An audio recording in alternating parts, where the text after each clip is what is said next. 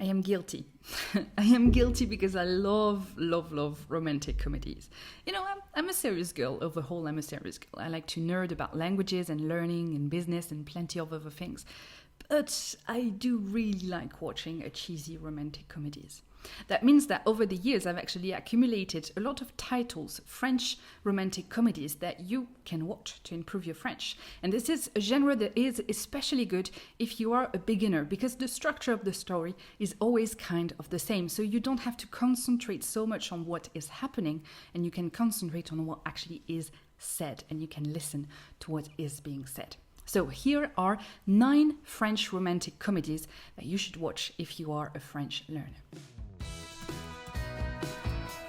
First on the list is L'Arnaqueur, and L'Arnaqueur is not just a movie that is gorgeous to look at, but it's also one of those movies that really are very cute. You know those stories where the characters don't mean to fall in love, but they can't help to? Well, this is one of those stories, and this actually is the synopsis. So people call Alex when they want something specific, very specific, because Alex is a professional couple breaker. For the right price, he will seduce any woman so that they stop loving someone that is not right for them. And he's very good at it. But this time, the mission is a little bit more difficult than anticipated. Second on the list is a movie I didn't really mean to watch, and it is Paris Manhattan. And I was really surprised because it's funny, it's sweet, it does make you feel good. It's a very good staple, I think, of French romantic comedies. It's everything you want a good French romantic comedy to be, actually. The concept is this one. Alice, who is played by the gorgeous Alice Taglioni, actually, Alice is single, and she's taking over a father's little pharmacy in Paris, and her whole family seems to think that she needs to stop watching Woody Allen's movies so much and start a family. She likes Woody Allen movies so much that she actually has a conversation with Woody Allen in her head. Now, of course, she's going to meet someone who is going to make her see things a little bit differently. Now, I recommend this movie if you like the characters to be a little bit smarter than usual. Now, this third movie is one that I recommend for people who want to visit Paris, because it gives you a true view of what living in Paris is like. And it is Un peu, beaucoup, aveuglément. Un peu, beaucoup, aveuglément. Aveuglément means blindly. And here is the story.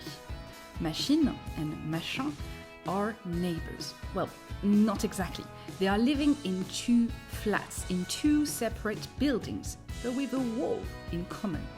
Except this wall is thin, very thin. And this is going to be a problem for both of them, because Machine is a professional pianist, and Machin needs all the calm he can get to create new games. The blind war begins. It's probably one of my favorite modern French romantic comedies. This next one is really interesting too. It is called Hors de Prix. Hors de Prix. And here is the story. Irène knows the price of love because that's her trade. So when she sees Jean in the bar of a world-class hotel, she steps in, thinking she's going to make some cash. He's clearly a millionaire who needs a beautiful woman on his arm. Except Jean is far from a millionaire. His trade is bartending, and he cannot afford Irène's luxurious taste. If you like Amélie, you're going to recognize the main actress of this movie, and it's not a classic, but it is a really good French romantic comedy as well. So if you want to start there, you can start with this one. Populaire is in between a romantic comedy and a historical movie. It's really, really interesting. And here's the story of it. Louis is looking for a secretary. He ends up hiring a young but inexperienced Rose, who is quickly making a mess of his business. But she has one extraordinary skill. She types faster than anyone on the machine. Could this be her ticket to something bigger? I watched this next one very recently and I was surprised. because it's a romantic comedy, but it's really, really different from all the other ones on this list, actually. And it is called Jeu d'enfant. Jeu d'enfant. And here's the story. Cap ou pas cap? Cap ou pas cap? Are you capable or are you not capable? That's a dare game that Sophie and Julien are playing, and they are playing it since kindergarten. And it's a very dangerous game who will transform an innocent relationship into a source of growing pain. It will destroy the best thing they built, but it will also give them something better, even if it's not obvious at first. Now, just so you know, this is definitely not a typical everything is beautiful kind of movie. There's action, there's real danger, and there's a bit of perversion in it as well. But it's becoming one of the classics of French romantic comedy, or at least romantic movies. Jour J. Jour J. Now, here's the story. What would you do if you had to organize the wedding of a man you slept with last night? Well, you probably wouldn't do what Juliette did, but then again, she's struggling for cash really, so it's not like she has a choice. And Alexia, the bride, might be difficult, but her father is loaded. So this movie is definitely very light, very fun. It's something for those nights where you want to feel good but you don't want to think too much. Un homme à la hauteur. Un homme à la hauteur.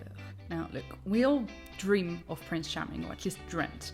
And we have this list of characteristics. He will be strong, he will be handsome, he will be nice, he will be loving, he will be maybe rich if that's your thing, he will be tall. Generally that's the list that we have. What if he was missing one of those elements? What if he wasn't tall? What if he was really small? Could you love someone who is perfect on all accounts, except for his heights? I was actually nicely surprised by this movie because the premise is not that sexy. I mean, yeah, appearances are not important and we can love someone who doesn't fit our list of criteria. That's very classic, we get it. But this movie is kind of more than that, so it's worth a watch. Finally, la doublure, the double. And it's if you watch my video about funny French movies, there is one of those movies in there that is called Le Dîner de Con, and one of the characters in Le Dîner de Con is François Pignon. And François Pignon is a character that is always there in Weber movies. Weber is a director, French director, and this movie is a comedy, but it's a romantic comedy because it has a love story in it, so it might not be accessible for beginners. Maybe you will need a little bit of more vocabulary to understand this one, but it's a good one if you want to, step up your game a little bit. Here's the story. François Pignon is an ordinary man with an ordinary job, with an ordinary best friend, until the affair of a powerful man and a famous top model is revealed in the papers with a picture. And to save his reputation and his marriage, the businessman hires François, who appears on the picture, to pretend to be his top model lover's boyfriend. Turns out it's not so easy to be the pretend boyfriend of a gorgeous and famous woman. Romantic comedies are a good way to get into French. They are a good genre for beginners, but if you are not a beginner anymore, or if you want to step up your game, you can actually go watch comedies. Comedies will be a genre that is more accessible to intermediates, and I'm giving you great comedies in this video.